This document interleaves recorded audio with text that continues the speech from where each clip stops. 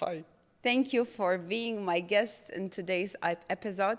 Can you please introduce yourself for the beginning? Absolutely. It's the pleasure to be here. My name is Strahinja. I'm from Serbia, and I've been coding from 2017. 2017. How old are you now? 28. God, you guys discovered this thing way long time ago.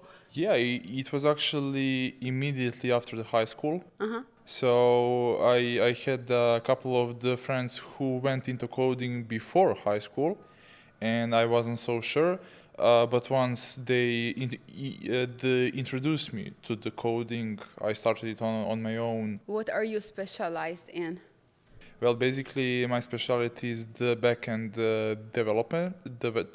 development on the server, but I also do DevOps and the front-end development. That's very impressive. Tell me, please, what was your main motivation to start? Well, definitely ability to create something from nothing. It's pretty amazing to me. I mean, it's not only in aspect of coding. Yeah. In every aspect of life, I love to to create things. To come up with something new. Yeah. It's a very passionate thing for me. Yeah. And I enjoy it absolutely. What was your hobbies as a kid? I really want to know. The swimming. Swimming? Yeah. Okay.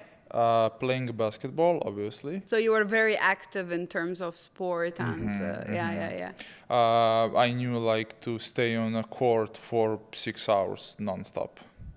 Yeah. Wow. Yeah. It was pretty active childhood. I can see. But how about I don't know, some Legos, Megas? Were you into deassembling and assembling things, no? I had a friend who was into remote controls. So every time he will find a remote control that has a different shape than the one he has in the house, he will have to basically deassemble the whole thing. I mean, I believe all remote controls more or less have the same structure, right? Yeah. But it was his thing, he was into remote controls.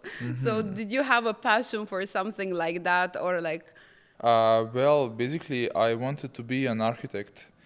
So I knew to sit in my room for hours and drawing, create sketching, anything like drawing. Yes, absolutely. Okay. But coding is my passion at the moment. So yeah. This is very nice. I mean, plus, in some way, it's also an engineering, I would say, considered as. Well, yes. Yeah. I mean, when I started on coding, I called myself engineer. Yes. Not right now, because I do a lot of stuff, and it makes more sense to call myself a developer. Yeah. But early in career, I was very specialized on one type of the technology. Yes. And one type of the projects, and I was like the master in them. Now I'm more abroad, if I may say. Do you think you might have this point in life when you just want to leave everything and, I don't know, become a yoga instructor, I want to leave everything and go to the mountain. And do what? Nothing. Nothing, just sit there. Just stay on the mountain and enjoy the view and the air. Yeah. Would you like to live somewhere in a mountain area, let's say, to have a nice glass terrace where you sit and there is a snowy mountain with hill. a jacuzzi and spa. Oh, you went too far with and your laptop, so you can keep on developing. No? Why not? I mean, I love to code. It's not like I. You actually enjoy when you do it, right? Yeah, it's your process of relaxation. The point where coding became my job is the point where I knew I had to work more on myself to adjust myself to be a passion again. Because if you code 12 hours straight, it can't be a passion. 12 hours straight, yeah, it's a it's job. like you can't really say that you do it with love for 12 hours in a row. Yeah. I But think. I absolutely love to code like on vacation. Like in the middle of vacation, I will sit and type something, I do feel like something. you're the type of a person that if you know that someone is demanding it from you, you're gonna take your time. But the moment people leave you alone and don't tell you what to do, you're gonna get it done on your own, right? You are So completely yeah, right. you gave me impression of a You are person who completely might right. like this type of a behavior. Tell me, please, I want to know one thing. For example, the projects that you are participating in or the projects that you're working in, is it like always the people from your country or like, is it like, have you worked in a project where it's like different nationalities, different languages, language barrier? Because I feel like for the developers, like it's a case that can happen more often than for any other profession, you know, based on the projects. I don't know, let's say you picked a project to develop something for China and like the client is Chinese. How have you had the challenges like that throughout your career so far? Yeah, in a couple of companies, yeah, like the ones I was working for the Ukrainian the Okay. company, Okay. and they were so bad at English, Yes. Okay. extremely bad. No offense, everyone. But you don't speak Ukrainian or Yeah, I let's don't say like speak the everyone. second language there was Russian, so you don't speak any of them. Yeah, and the moment where I step into the room for the Yeah. interview was the moment where I froze. Absolutely, they were the stunned to don't hear anything from me, and I was stunned to hear their English. Like How did you it take the was. project or it was just impossible to communicate? I took it. I took it because I don't know. Because there is a Google Translate, yeah? There is Google Translate. You can Yeah. always find a way. Yeah. I mean, at that point in career, I was more like on working the end, which Yes, will yes. go just and type everything and anything. Uh-huh. But at the moment, I will not accept a job like that. Absolutely. Anymore. I think because over a time, like you got more experience, you're more confident about your skills. You know exactly what you can, put on the table in front of Yeah, the. yeah, absolutely. Yeah. Like in my childhood, I Yeah. had problems with the stuttering. Okay. And it was really the pressuring thing to just go and talk to someone I don't know. But with experience and years, it becomes easier. It becomes a lot easier. All developers are introverts. Absolutely, 80% of them. It's not a stereotype. No, it's not. Have you met an extroverted developer? I have never met, like never, not even once. Maybe or two of them, but they were more suited to do another kind of job. Not like among back-end developers, Among backend developers, yeah. he was an extrovert among back-end developers. Yeah, but he shouldn't be a developer. That is the point. He was a bad developer, and he knew to talk a lot. Well, he had a strong communication skills. yeah, Maybe he could have yeah. been a salesperson Maybe for a the salesperson development or something, company, yeah. right? With the skills. But the number of people who are extroverts in development are pretty low. Yeah. Why do you think that? Okay, do you think that every introvert can be a developer? I mean, why not? In the beginning of career, you don't need to talk as much to other people. You can just be happy to receive a comment like or a directive where to go and what to do. And for a lot of people, that is absolutely fine. So yeah, why not? Oh, do you understand that people like me, they will explode? Like if I will not talk for like more than 1 hour, like I might explode at one point. You Yeah, might this explode. is what I mean. Yeah. I'm more of a type person who enjoys to stay silent. Oh But God. yeah. You yeah. developers like to stay alone, like to stay silent, enjoying the peace of a solitude.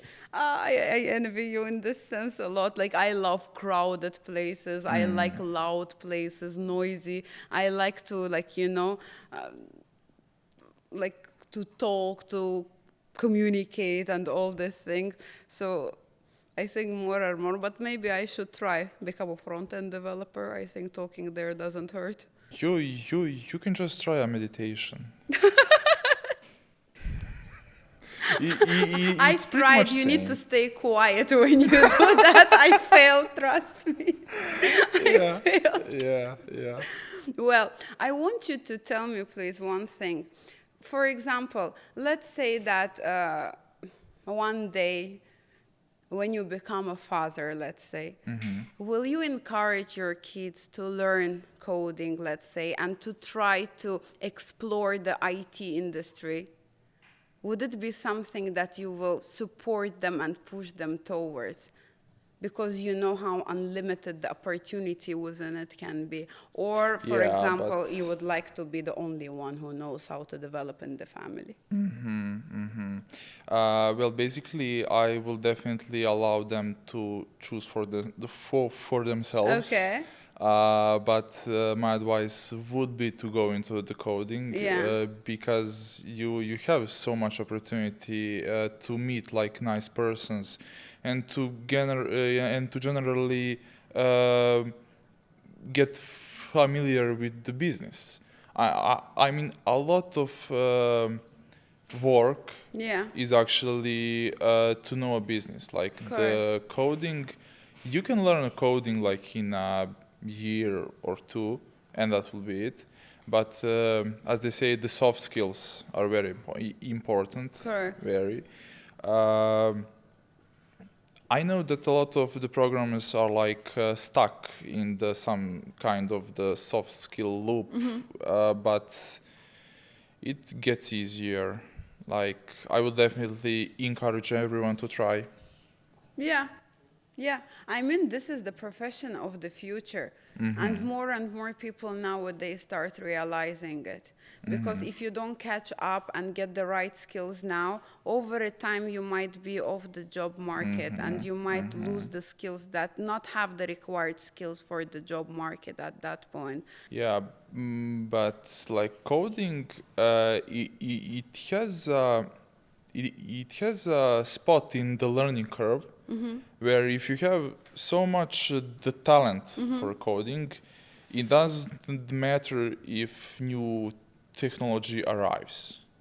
But for the people Yeah. who don't have as much the talent, Yes, correct. yeah, they need to stay in a loop. They feel threatened Yeah, by this. they Yeah, feel they threatened. feel Yeah. threatened.